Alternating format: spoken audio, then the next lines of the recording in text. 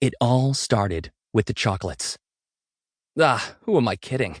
It all nearly ended with the chocolates, too. It was the best idea I ever had.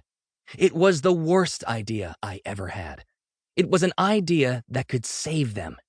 It was an idea that could kill me. Did you see that?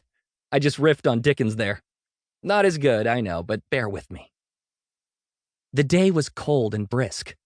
I knew because I'd been out already once for my morning walk, up and down the tree-lined sidewalk of the street outside our Brooklyn brownstone. But it was also bright and sunny, the golden rays acting like a beacon as they shone across the dining room table, spotlighting the heart-shaped box wrapped in red cellophane. I'd seen boxes like that before and knew what they contained. I needed to get to that box. First, I hopped up onto the wooden chair, and from there, I hopped up onto the round table, shoving a marked-up manuscript out of the way to get closer to my goal. The man is a writer, and there are books everywhere in this place. Controlled chaos. Now I was face to face with the box.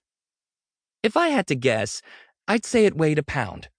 Also, it said it right there on the front. The letters LB mean 1 pound, right? Okay, I know what you're thinking right around now. You're thinking, the dog can read? Which is soon naturally followed by, preposterous. Well, think on this. Consider the infinite monkey theorem. Come on, you know what that is, right? It's the theorem that states that a monkey hitting keys at random on a typewriter keyboard for an infinite amount of time will almost surely type a given text, such as the complete works of William Shakespeare. Of course, that's just a metaphor, but the way people bandy it around, you'd think chimps were pumping out 5-act plays in iambic pentameter on a regular basis. If people will believe such a positive thing about chimps, when everyone knows that if you try to make a pet out of a chimp, it might one day kill you, then it's really not such a great leap to think that a dog could learn how to read. Particularly a smart dog who's grown up in a home crammed full of great books. And hey, it's not like I claimed I could write a book. I'm no chimp. But I might have been a chump, because as I stared at that sealed red cellophane, contemplating my suicide mission, I had to ask the question, could I really bring myself to do this? Well, I thought at the very least, I could remove the cellophane, and then, make my decision once the box was open. I'd no doubt get in trouble merely for marring the packaging, but it was a risk I was willing to take. And honestly, just getting that wrapping off presented its own joys, the crinkling noises, the mere act of rebellion itself, as well as its inherent risks. At one point, I heard sounds coming from the bedroom. Immediately, I stopped what I was doing, ears going straight up. These days, the man often goes back to bed after our morning walk.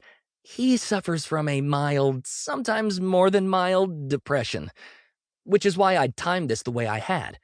If he was awake, I could never get away with this. But soon, the noise from the bedroom ceased, and after waiting 1 long minute more just to be sure, I resumed my efforts.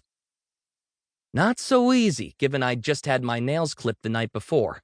How I hate it when my nails have just been clipped. Nothing feels right, I tell you. But eventually, the heart-shaped box was free of its cellophane wrapping.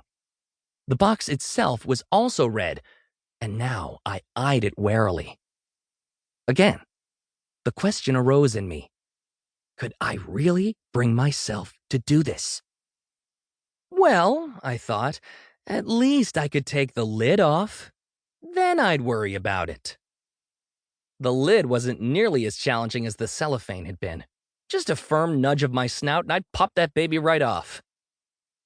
And then, the question one final time as I faced the array of chocolates. Could I really bring myself to do this? Of course I could. I'd brought them together once.